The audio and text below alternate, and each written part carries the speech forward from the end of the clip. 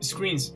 The thought to an online world where we can do everything we want, from doing homeworks and sending emails to playing video games, listening to music, and watching movies. All of that in one flat and small screen. It all seems perfect, until you realize that your eyes start watching a bit blurred and you have a terrible headache, which even after taking aspirins doesn't disappear. That has one reason: the screens of the computers, televisions, mobile devices emit light.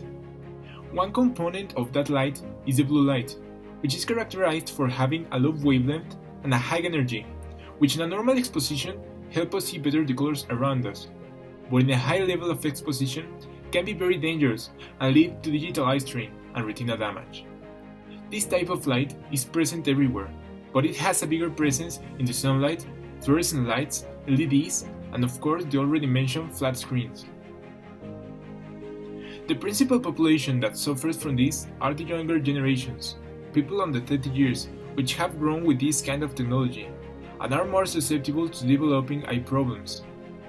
They have seen on first hand the modernization and digitalization of the way in which we make our daily life, from working and studying to entertaining and communicating between ourselves.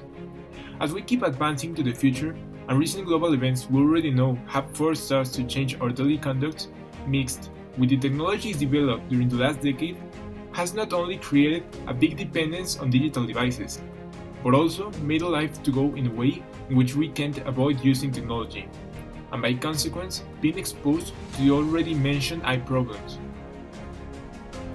This has left us very exposed to develop other problems like frequent migraines, and as for people who don't, like people who use glasses, it makes them make a bigger effort to watch and carry on with their daily activities, affecting their quality of life. Solving this problem can become a great opportunity on a local scale. According to data from Optometrist College of Mexico, 83% of people who use their electronic devices suffer from eye problems. 76% of persons older than 6 years use cell phones and spend 69% of their time watching them. By consequence, this year 30% of the boys and teens have developed myopia. This also presents a big international challenge. In a poll realized in the United States, 98% of workers thought that for them their vision was very important, and almost 80% of them said that they were already developing symptoms related with vision on work. So let's reduce the exposition levels users have to blue light while using their devices, reduce this statistic, and help to improve the quality of life of users.